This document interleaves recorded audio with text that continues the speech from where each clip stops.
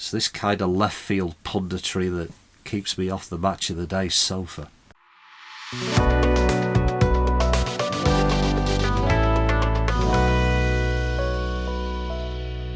Hi, my name is Mike and welcome to my vlog about football in general and Burnley FC in particular. A vlog that this week is dealing with a slightly croaky voice because not only did we have the situation at the turf on Saturday, but I was at a gig last night by the mighty Terrorvision and that just about finished it off. I know every word of every song by heart, so I don't so much sing the words as yell along in key. No matter, 2-1 at home on Saturday to Portsmouth, newly promoted Portsmouth, a comeback win topped off by a 96th minute winner from Josh Brownhill. Now, a good man and a rational blog would say that Portsmouth were more than good value for their point. A good man and a rational blog would say that they were pressing hard, they played good football. A good man and a rational blog would say that it was a slightly fortunate winner from the Clarets, trickling through a crowd of players into the bottom corner. A good man would say all these things, but I'm not a good man, so... Yep, they bloody deserved that, all the shithousery and messing around for the last 20 minutes, especially after we equalised. There's nothing more satisfying than see that kind of comeuppance, especially when they didn't really need to. For the first 70 minutes, like I say, they were more than good value for their point. They were a good side, incredibly well organised, a very good press and cutting off the Clarets at source. Now, Burnley were not anywhere near as good as we think, hope, know they can be. But I thought Portsmouth did their job in stifling what creativity the Clarets actually had. And I'm pretty sure that when Joe Worrell signed in the off-season, that being a creative playmaker was not in his initial job description. Although having said that, he did actually fire one 40-yard long diagonal pass out to the left wing, which was absolutely superb. A beautiful one to watch. The fact that he was the guy who was trying to start attacks kind of showed you what the problem was. The midfield wasn't really connected to the back line, and the front, well, was just I don't know what. Clarence spent a lot of time in the first half getting the ball out to Koleosho, who was being basically marked out of the game by not having a guy on him, but having basically 3 or 4 players around him or cutting off his options at all times. I kept screaming for it to go out to Anthony on the left. I was sort of yelling as I do, sort of Anthony, Anthony, like a East Lancashire version of Speedy Gonzalez. But they were spending far too much time in that first half getting it down the right side where Koleosho wasn't really getting much joy. The fullbacks were kind of a problem. He wasn't getting much help from his fullback, CJ Egan-O'Reilly. Now, in possession, Clarence kind of shifted from a back 4 to a back 3, where Egan-O'Reilly was kind of a spare centre-back. And, you know, tactically, I understand that, but, you know, I never thought I'd miss the words, I miss Connor Roberts, but I miss Connor Roberts. Egan-O'Reilly was game enough on the right, and yes, he, like I say, became the third centre-back in the back 3 when in possession. That kind of makes sense, but the actual defending stuff, the distribution, wasn't really there for me. Now, I know he's young, and I know he's learning, and he's probably with a couple of players who he can learn a lot off. So, you know, I don't want to write him off, I don't want to criticise him too much, but that kind of lack of creativity bringing the ball out. Cullen wasn't really on it. We looked a heck of a lot better after the substitutions. Josh Lauren looked really... Was it Lauren? I don't know. Anyway, Josh. No, that doesn't... We have a midfield of Joshes. Josh Lauren was, you know, I thought he looked absolutely superb when he came on. As I say, Cullen wasn't particularly good. Hannibal, it wasn't his kind of game. There wasn't much call for his kind of booting people up in the air. He seemed a little bit ineffective, but, you know, that was a malaise that was going through the entire team, I think. Foster had one of his games where, God, there is such a player there with Lyle Foster. There really is, but, you know, how long is it now since we've been waiting for him to click with a teammate? Not like, you know, a particular teammate, just any teammate. He seems to be on a different wavelength to the rest of the team. And you know, there's such a player there. That's the thing. You can see it. Maybe Jadon Anthony, as shown by that goal against them, maybe that is the guy, but we weren't really sort of beginning to find out. So there wasn't much in the way of creativity, our movement. Clarets were far too static at times. Under Company, players would continually make dummy runs, and that would be an effective tactic against this Portsmouth side, but it wasn't a tactic that they were, the Clarets were actually going to do, and I don't think we're going to see that kind of thing again. As I say, Portsmouth, I thought, were probably good value for their for the opening goal, which I think I said literally 30 seconds before, we better not bloody concede before half time, and then we did. It was a simple goal. You could see it coming, and no complaints going in 1-0 down at half time. They were probably the better side. They'd certainly created more, although the Clarets kind of had, in the 20 minutes kind of running up to that, had actually got a grip on the game. They were beginning to create. They were beginning to bring chances in. Obviously Foster, he had a header go wide. He had a shot. I think Anthony had a shot saved. Nothing particularly threatening, but they'd taken the sting out of the visitors, and then they were beginning to build, and then they just concede. Not a sloppy goal, but it was kind of like, should have done better there, I think. But in the second half, Parker makes the changes on the hour, and what changes they were. Sarmiento, literally 3 minutes afterwards, doing the mirror Benson. I was going to say it was the reverse Benson, but it wasn't. It's a mirror Benson. Same thing, same trick, different side. He looked a real handful when he came on, and he started giving us that pressure down the left. Weirdly, I think the Clarets kind of stopped doing everything through Koleosho and started trying to do everything through Sarmiento. It's like, hey, there's two sides of the pitch, you can't play on both at the same, alternate between the two. Sarmiento looked an absolute handful. It was a cracking goal. Everyone, I think, on the pitch in the ground was expecting the cross, waiting for the cross, and he just made that little bit of space and then just popped it into the bottom corner. And that was the cue then for Portsmouth to kind of stop what they were doing and start turning up the shithousery. And it wasn't just the time wasting, although there was plenty of time wasting. There was also plenty of afters. There was plenty of scuffles. There was plenty of handbags. There was plenty of trying to drag the Clarets into it. And I know that a lot of people are criticising the ref, but as I'll kind of come on to in a minute, the ref can only do what the players allow him to do. The ref is there to officiate the game, to try and bring some kind of control. But when the players don't want to play, there's nothing. No referee can make a player decide to play. So you can go at the ref. I don't think he was bad. I don't think he was great. But in a situation like that, there is no winners. I've often defended refs on this vlog. Occasionally, I will have a go at them. Don't fear. But in certain situations, the ref can't win. And I think that was beginning to get a situation where the ref isn't going to win because the players on the pitch are not interested in playing the game properly. And that was okay for Portsmouth, but hey, I was very, very glad because a ref who was weak, a ref who had lost control would have only put on 4 or 5 minutes of additional time. And when he put up 8, I thought it was going to be 7. But when he put up 8, I was like, yeah, this is exactly what it should be. And then Brownhill scores a goal that kind of trickled in. I've watched it so many times, and it kind of just trickles in. It's one of the weirder ones.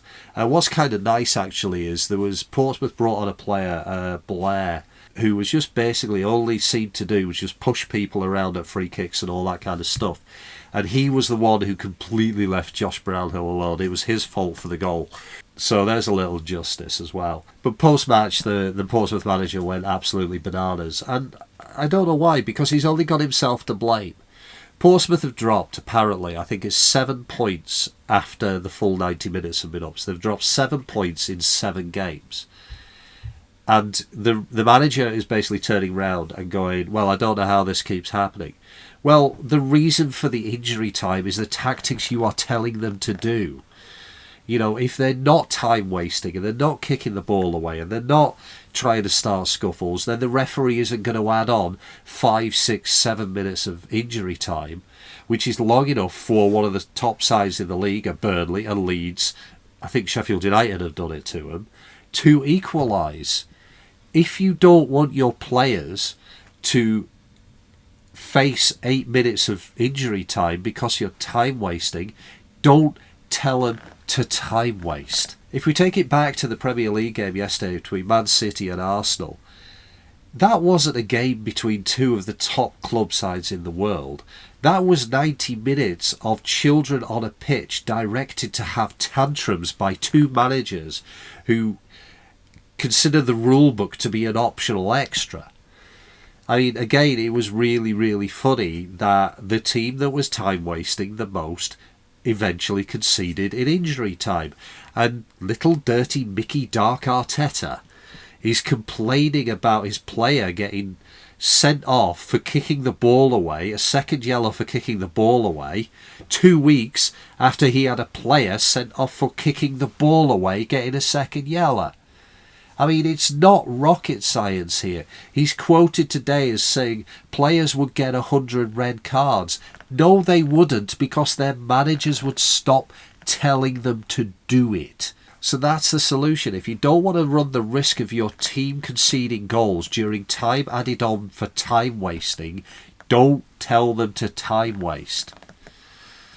It's this kind of left field punditry that keeps me off the match of the day sofa. But one thing I kind of want to talk about, that was kind of the match review. One thing I do want to talk about was the noise at Turf Moor, which is kind of why my voice is a little bit like this, or at least starting it all off. There's been obviously a lot of talk about atmosphere and all that kind of stuff. I did a vlog about it a year ago, something. And I looked up the Portsmouth fans, by the way. They contributed to a great atmosphere. They were travelled in massive numbers. Credit to them. It's a long, long journey, even on a Saturday, to come with like 2,100 of them. That's, fair play to them. And they made noise. And Clarets fans kind of didn't. And part of the reason why the Pompey fans were making noise and there was big atmosphere before the game was 15 minutes before kick-off. The cricket field stand is 80% empty. And some of the other stands are 50% empty. So if you want to create an atmosphere, by the way, try getting in the ground about half hour before the game starts and be in the stands and start the singing. That's how you create the atmosphere. But anyway, people talk about atmosphere at Turf Moor, and Turf Moor has never been this kind of regularly hostile place. It's people talk about it coming. This is a hostile stadium to come to. But opposition teams say that about every stadium. They'll say about Accrington Stanley and Fleetwood and Morecambe. They'll say it's a hostile place to come to. It's a difficult place to come to. Turf Moor is not usually a difficult place to come to because of the crowd either being fanatically loud in favour of the Clarets or fanatically loud in moaning about the Clarets. It's always been that kind of quiet place, but there is a thing that happens at the Turf which I think is remarkable and something I really do like. And I can best sum it up as when the world is against us. We have this cliche of being the underdog, being the club that punches above its weight. And what that kind of means is that, when we are losing, we're generally losing to a better side. And we know we're losing to a better side, and it's very difficult to actually make a lot of noise in that situation. But the one thing that we as Clarets kind of don't like, especially the Turf, is feeling a sense of injustice, feeling a sense of being cheated, either by the officiating or by the opposing team. And that, when the Turf gets angry, is a brilliant thing. It becomes not a cauldron of support. The Turf has never been a cauldron of support for the Clarets. The Turf has always been a cauldron of indignation and righteous fury on behalf of the Clarets. That's the thing. That's the thing that when the Turf gets loud, properly loud, that's the thing that drives it. And we had it on Saturday. We've not had it for a while. We didn't have it in the Premier League season because we didn't have that kind of injustice. We knew the game was dead because we were not going to come back. But this was kind of like the collective indignation that we're not going to stand for this. We're not going to stand for Pompey trying to shit house. We're not going to stand for the pushing and the shoving. We're going to cheer for a Zion Fleming shoulder barging the guy into the boards. We're going to cheer for the referee getting a grip on some of this stuff. That indignation and that anger and that righteous fury, that's when the Turf becomes a cauldron. And that's when it becomes an intimidating place for the opposition. And that's kind of where it is with, say a derby game. That's why the derby game atmosphere is not this kind of, jovial cheering, jovial chanting that you get, that support that you kind of, when you're away, say at Leeds or whatever, you're not that, you're chanting because, you're supporting your team, you are positive and you're happy you're at the game. The turf is different. When you're kind of really going for it, you're going for it because of that indignation, because of that fury, and that's where the noise really, really comes. The wonderful lady who sits next to me made an excellent point. Most fan bases sing "Come on, whoever," and they do it positively. We don't. We sing "Come on, Burnley" aggressively. We do it out of anger, and out of, not anger at the team, but anger at the situation. That's when we get noisy. And Saturday was a great thing. That noise, that cauldron, helped the team kind of break it down, helped the team go and get that extra goal. And yeah, there's a fine line between sort of howls of frustration and howls of indignation. Frustration at the team and indignation at the team getting cheated. And that's kind of difficult. But that, like I say, it just kind of occurred to me on Saturday. That is when the turf is properly a cauldron. Is when we're roaring the team back, coming from behind. We don't, ironically, sing when we're winning. We're not that fan base. We sing when we're annoyed. And I think that's a good thing. That's a thing that is something special about Burnley Football Club. We enjoy being the underdog. We enjoy being the one who feels aggrieved. And God, Arsenal fans think there's a conspiracy against them. Come to the turf, mate. Anyway, that's it for this week. Little bit kind of unstructured, that one, but it was just a thought. It was just a thought that kind of occurred to me. Looking forward to Oxford, looking forward to Plymouth, their winnable games. I don't think the Clarets will play as passively or as static as they did. I think ultimately, if you look at it, this is Parker's second game with this squad, and they are still learning. They are still figuring everything out. I don't mind the kind of safety first stuff. That's okay, because you get the basics right and then you build on it. So I know a few people were kind of down on the performance, but to quote somebody, that's probably the worst we'll play all year. I don't think it's the worst we'll play all year, but anyway, that's just me being a pessimist. What I'm saying is that we were not bad, we just weren't quite there. And that's okay, because I think, as I say, they're building an understanding, and they're building those connections and that chemistry. And I'm not sure that Parker's found his starting 11 yet, or his best 11. And I think it will take probably till at least the end of October until he does. But in the meantime, we're in third place, and that's a good place to be. So we bagged the 3 points from Saturday. We travel away to Oxford this weekend, and then we have winnable games against Plymouth and Preston North End. And judging by what happened yesterday in the game against that lot, I finally realised what the sheep is on the Preston badge. Not so much a sheep, is it? It's the lambs. In fact, the silence of the lambs. So how many players are they going to have suspended for that? Be interested to find out. Paul Heckingbottom there, got some thoughts about him as a manager. It'd be interesting to see how Preston play on Saturday. In the meantime, if you've enjoyed this, click like, click subscribe. Your feedback is always appreciated. Special shout out to the guy who said hello on Saturday. Completely shocked, but appreciate you taking the time to come over and say thank you. And until next time, up the Clarets.